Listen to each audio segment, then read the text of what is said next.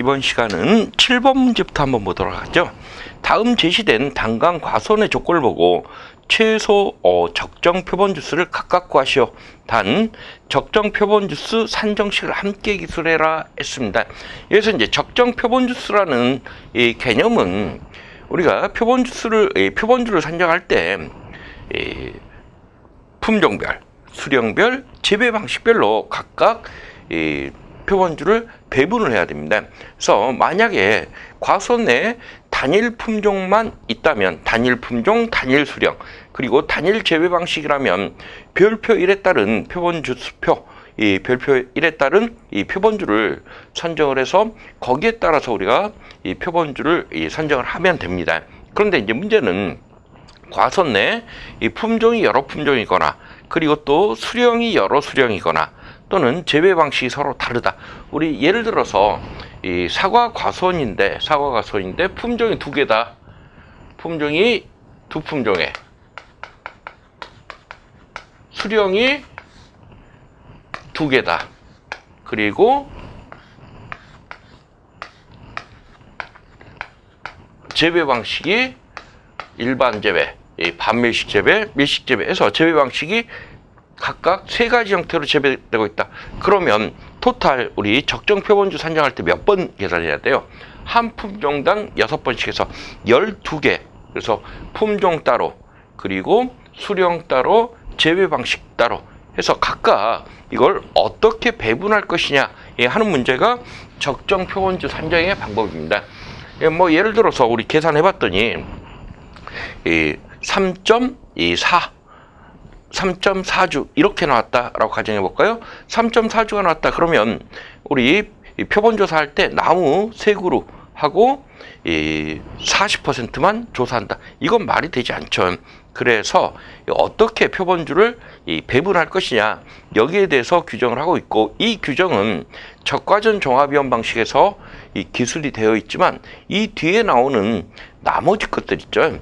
뭐 종합위험 수학감소 보장 방식 과수라든가 아니면 하다못해 밭작물이라든가 여기서도 품종이 다르거나 이런 품종별, 수령별 이런 이야기, 품종별, 재배 방식별 이런 이야기가 나오면 이걸 표본 주수 또는 이 표본 구간을 적정하게 안분을 해야 되는데, 이 안분하는 방식에 대한 기본적인 이 원칙을 설명을 하고 있습니다.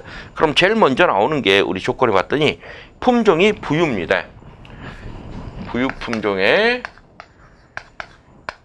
두 가지가 있는데, 부유가 10년생, 15년생. 그래서 부유 10년생, 그리고 부유 15년생이 있고요. 그리고 그 다음은 서천조생이 10년생.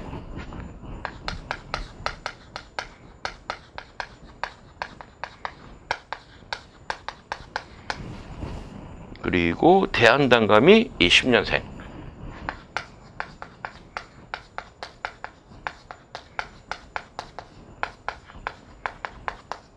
그런데 봤더니 품종은 3개 품종입니다.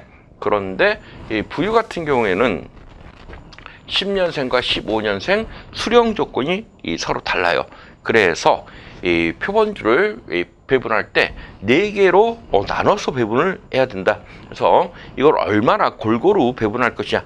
그럼 이 실제 결과주수 조건을 줬습니다.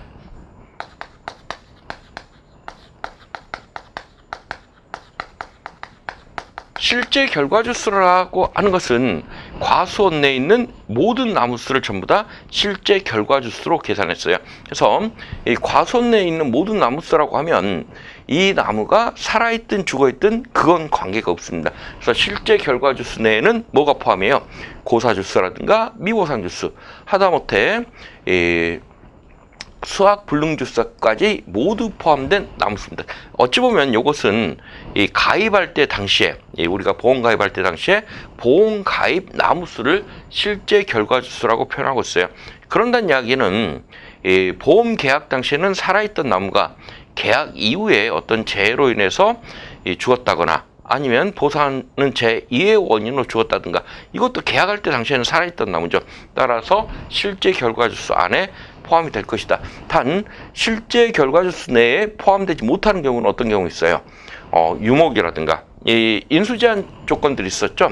뭐 예를 들어 사과 같은 경우 밀식 재배는 3년 미만, 반밀식 4년 미만, 일반 재배는 5년 미만인 경우에는 이 보험 가입할 수 없다 해서 이렇게 인수 제한 조건의 유목인 경우, 그리고 또 하나는 이 혹시 품목에 따라서는 이 인수 제한 품종이 있는 경우 있었습니다. 뭐 예를 들어 오디 같은 경우는 100오디 계통은 인수 제한이다 해서 이 보험에 가입할 수 없는 조건인 경우들은 제외한 보험 가입한 모든 나무수를 실제 결과주수라고 표현하고 있습니다. 그럼 실제 결과주수가 210주, 250주, 210주, 250주, 그리고 서천조생이 195주, 대한단감이 250주였다. 그래서 토탈 몇 주예요? 905주.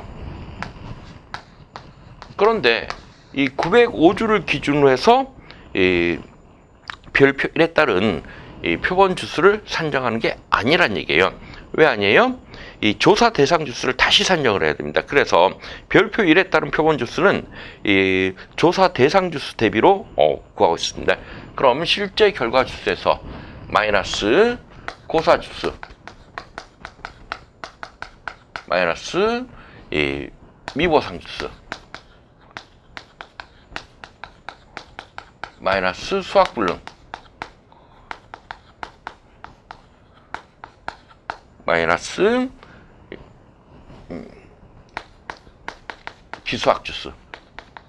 그러면 각각 의미하는 바는요, 고사주수는 보상하는 재해로 인해서 나무가 죽은 경우를 우리가 이 고사주수 이렇게 표현하고요. 미보상주수는요, 나무가 죽거나 수학 불능 상태이긴 하지만 보상하는 재해 이외의 원인으로 나무가 죽은 것들을 미보상주수. 수학 불능 주수는요, 이 보상하는 재해로 인해서 나무가 살아는 있지만 이 당해년도 올해는 수확이 불가능할 것으로 판단되는 나무수를 의미하고 있습니다. 기수학 주수는요, 우리가 조사 나가는 시점이 수확이 개시된 이후라면 이 수확이 완료된 나무수가 있을 수가 있어요. 그래서 실제 결과에 있어서 고사, 미보상, 수학 불능, 기수학 주수 이걸 다 빼고 나면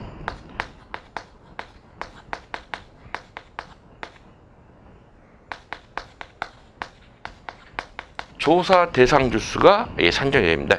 여기서 조사 대상 주수라는 것은 앞에 표본이라는 단어를 넣어주면 정확한 표현이에요. 그래서 표본 조사의 대상이 될 수 있는 나무수를 우리가 조사 대상 주수라고 표현하고 있습니다. 예를 들어 고사 주수, 보상하는 재로 죽었습니다. 보상하는 재로 죽었지만 이 죽은 나무를 이 표본으로 선정을 해서 우리가 뭔가 조사를 하겠다.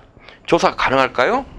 이 고사나 미보상 같은 경우는 나무가 죽어버린 케이스이기 때문에 지금 현재 나무에 과일을 하나도 안 달고 있습니다. 그런데 걔를 표본으로 선정을 해서 뭔가 조사를 하겠다? 말이 안 되는 얘기죠. 그래서 이런 것들을 뺀 나머지를 조사 대상 주수, 표본 조사의 대상이 되는 나무수를 의미하고 있습니다. 요게 이제 우리 과수에서는 이러지만 이 논작물이나 밭작물에서 표본 조사할 때는 어때요? 이게 면적으로만 바뀝니다. 실제 재배 면적, 고사 면적, 미보상 면적, 그리고 기수학 면적, 이 수학 불능 대신 이 타작물 면적이라는 게 들어가죠. 그래서 이렇게 이 면적으로만 이 개념이 바뀌어요. 그래서 조사 대상 주수에서 조사 대상 면적으로. 그래서 이렇게 각각 이 원리는 같습니다. 원리는 과수가 됐든지 아니면 뒤쪽에 논작물이 됐든 밭작물이 됐든 이 원리는 같으니까 이 개념을 미리 딱 잡아 놓으시기 바랍니다. 이때 고사 주수가 8070 각각 보상하는 재해로 죽은 나무수가 이 부유 10년생이 8주, 이 15년생은 없고요. 그리고 서천조생 10년생이 7주, 대한단감 10년생이 10주가 보상하는 재로 죽었습니다. 그리고 이제 미보상 주수 2080 그러면 이 각각 부유 10년생이 이 보상한 재 이외의 원인으로 죽은 나무가 10주, 15년생 없고요. 서천조생 10년생 이 보상한 재 이외의 원인으로 죽은 나무 수가 8주, 대한단감 10년생이 이 10주. 그러면 수학 불능, 이 기수학은 지금 이야기가 없는 거 보니까 이것들은 다 0. 그러면 조사 대상 주수는 몇 주가 돼요? 210주에서 8주 2주 빼면 10주가 빠지니까 200주. 그리고 250주 그대로죠. 그리고 서천조생 10년생 같은 경우는 195주 마이너스 7주 마이너스 8주 그러면 180주. 대한단감은 250 마이너스 10 마이너스 10 그러면 230주. 그래서 조사 대상 주수가 토탈 200, 250, 180, 230입니다. 그러면 요 개가 몇 주예요? 합계가 860주. 그래서 이 860주를 기준으로 해서 이 별표 1에 따른 이 표본 주수를 계산해 봤더니 860주부터 900주 미만인 경우에는 15주를 표본주로 이 별표 1에 따라 계산이 됐습니다. 표본주 산정을 이렇게 해놨는데 이 15주를 각각 이 4개로 해서 이 구분해서 이 배분을 해야 된다 하는 의미입니다. 그럼 배분하는 이 공식은 이 별표 1에 따른 이 표본주수 곱하기 전체 조사 대상 주수 분의 품종, 수량, 재배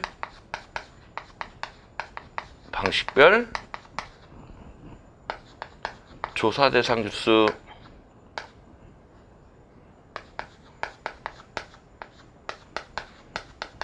이렇게 계산을 다시 해라 했습니다. 그럼 계산해 볼까요? 표본 주수는 15주였죠. 별표 1에 따른. 그래서 15주 곱하기 전체 표본 주수가 860주. 860분의 200. 그리고 15주 곱하기 860분의 250. 15주 곱하기 860분의 180. 15주 곱하기 860주분의 230주 해서 각각 계산해 봤더니 수치가 어떻게 나오나요? 15 곱하기 200 마이너스 200 나누기 860 했더니 3.48 이게 3.48 15주 곱하기 250 나누기 860 했더니 4.36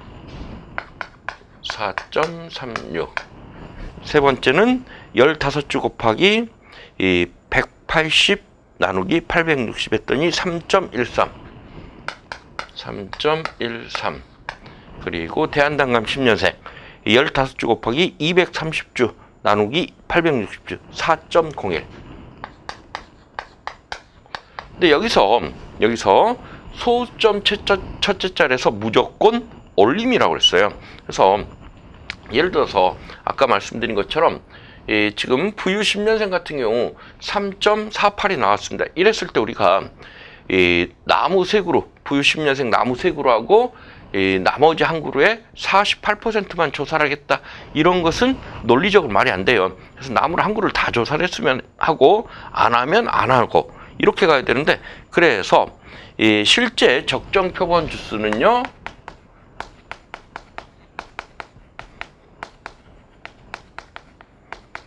소수점 첫째 자리에서 올리라고 그랬어요. 그래서 4주. 여기는 올림이니까 5주. 올림이니까 4주. 올림인데 여기는 0입니다. 0이니까 올릴 게 없죠. 4주. 그래서 소수점 첫째 자리가 0이 아닌 1 이상의 숫자가 오면 무조건 올려줘라. 요게 이제 키워드입니다. 우리 기본적으로 445입입니다. 445입이라는 얘기는 4 이상은 올리고, 5 이상은 올리고, 그리고 4 미만은 버리는 이런 형태의 계산을 했었는데, 우리 적정 표본 주수 산정에서만큼은 445입이 아니고 소수점 첫째 자리에서 무조건 올려라.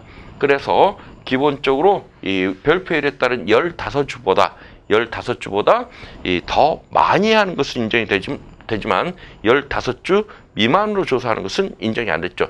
만약에 이대로 반올림하면 몇 주가 나와요? 반올림하면